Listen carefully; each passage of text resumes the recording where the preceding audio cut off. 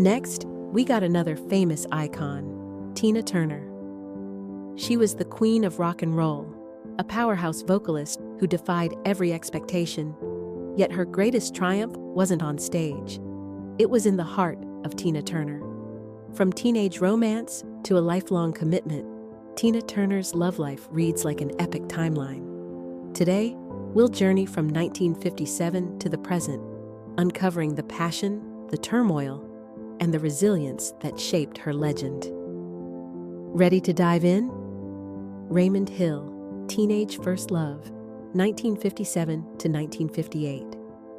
At just 17, Anna Mae Little Ann Bullock was already chasing the next note when fate handed her a saxophone player with one critical detail in his favor.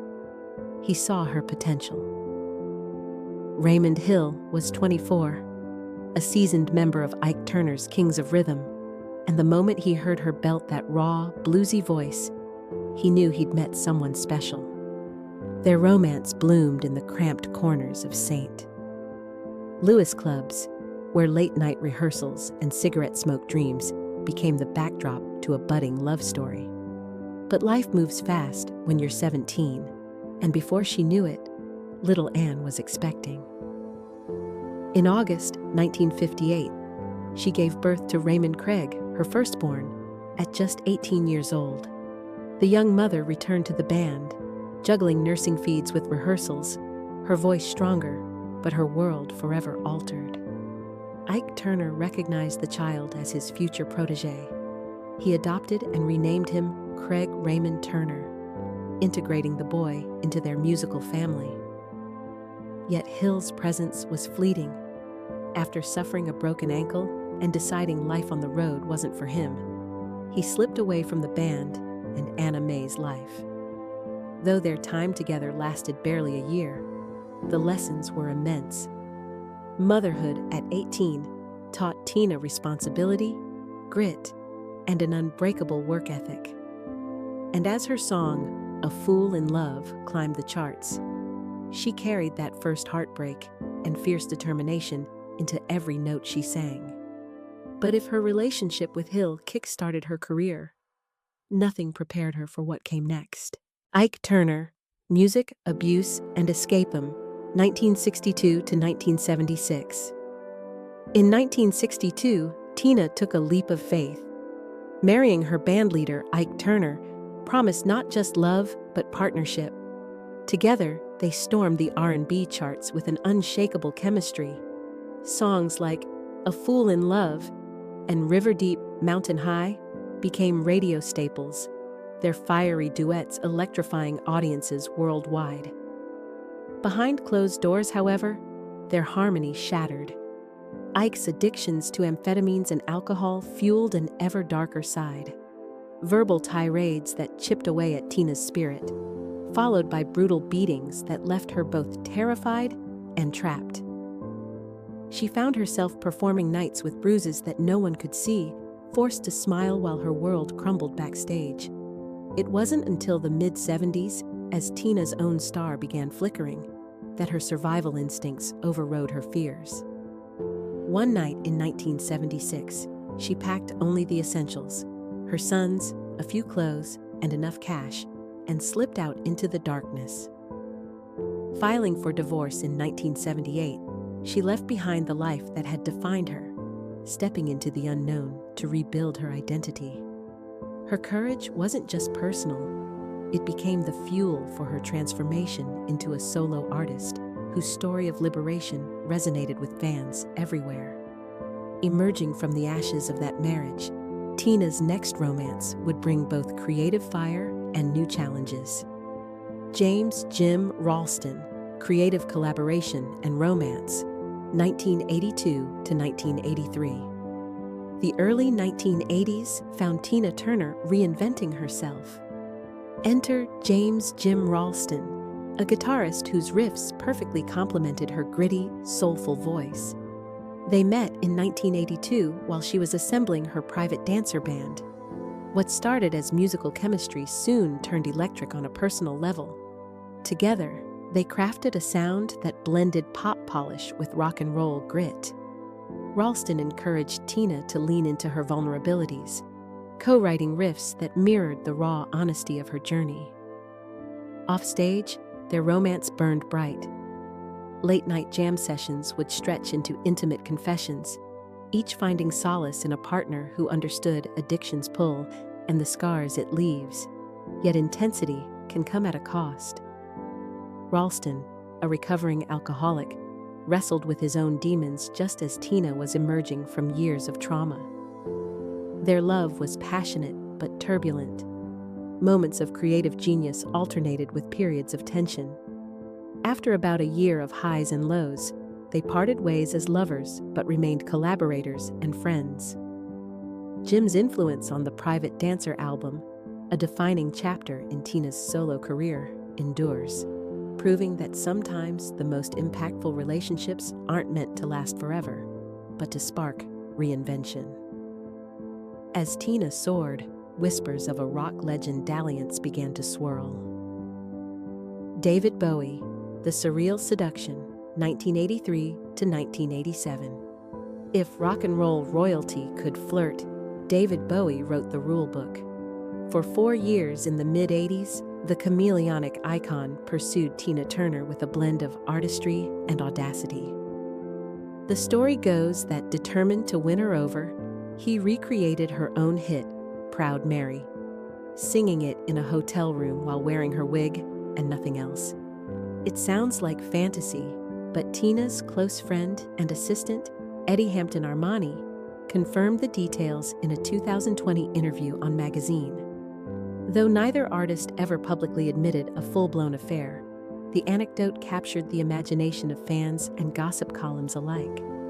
In that moment, two forces of nature collided: Bowie's playful confidence and Tina's hard-earned toughness.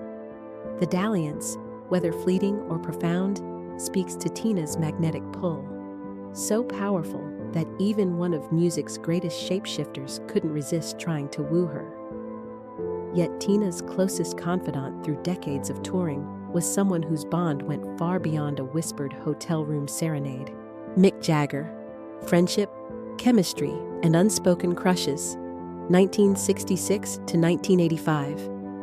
You don't become a rock legend without crossing paths with another, and Tina Turner and Mick Jagger's histories intertwined long before their iconic Live Aid duet in 1985. Their friendship dates back to the Stones' 1966 UK tour, when Tina, still touring with Ike, first met the swaggering frontman.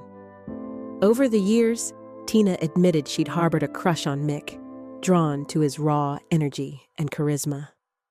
Mick, for his part, lauded her talent and tenacity. Their on-stage synergy became the stuff of legend. In Philadelphia, their voices soared together on State of Shock and It's Only Rock and Roll, leaving audiences breathless. Offstage, their bond remained platonic, two artists who understood the loneliness of fame and the need for genuine friendship. Though rumors of a backstage affair swirled, especially after their steamy 1981 tour stops, the two always maintained it was simply rock and roll chemistry.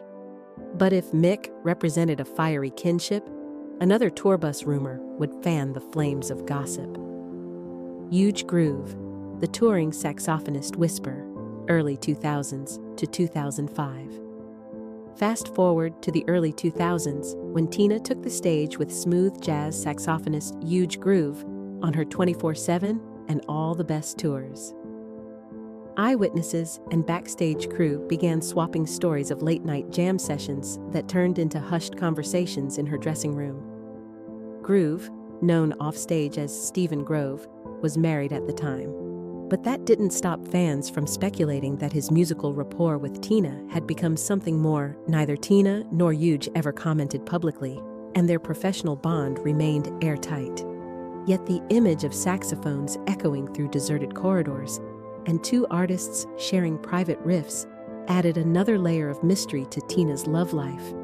Proof that even decades into her career, she could still spark rumors wherever she went. Through every rumor and fling, one relationship would outlast them all. Erwin Bach, The Love That Lasted, 1986 to present. After years of whirlwind romances and headline-grabbing rumors, Tina Turner found an anchor in Erwin Bach, a German music executive she met in the mid-1880s. He was 10 years her junior, soft-spoken, yet unwavering in his devotion. For decades, Erwin courted Tina with quiet gestures, late-night calls, shared meals, and unwavering support as she navigated health scares and retirement life in Switzerland. Their relationship culminated in a private wedding on July 4, 2013, at her lakeside villa in Küsnacht.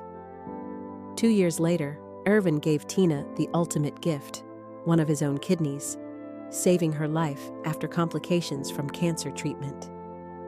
The selflessness of that act crystallized their bond. It wasn't about rock star glamour, but genuine partnership. In interviews, Tina spoke of Erwin as her piece, someone who saw beyond the sequins to the woman who'd endured heartbreak and hardship. Their decades-long journey stands as a testament to love that heals, nurtures, and grows stronger with time. As Tina herself put it, Erwin was the unexpected gift that life finally delivered when she was ready to receive it. Tina Turner's love life was as dramatic and layered as her music. From teenage motherhood with Raymond Hill to the liberation that freed her from Ike Turner's abuse. From Jim Ralston's creative spark to Bowie's playful seduction. From Mick Jagger's electric camaraderie to huge grooves, whispered backstage jams. And finally, to Erwin Bach's steadfast devotion, each chapter taught her resilience, shaped her artistry, and steered her toward self-discovery. Today, as we look back on her legacy, we see more than a powerhouse vocalist. We see a woman who refused to be defined by her hardships, who found strength in every heartbreak, and who ultimately discovered that the greatest love story is the one she wrote for herself. Which of these chapters surprised you most? Drop your thoughts below, and don't forget to subscribe. There's more untold rock and roll history coming soon.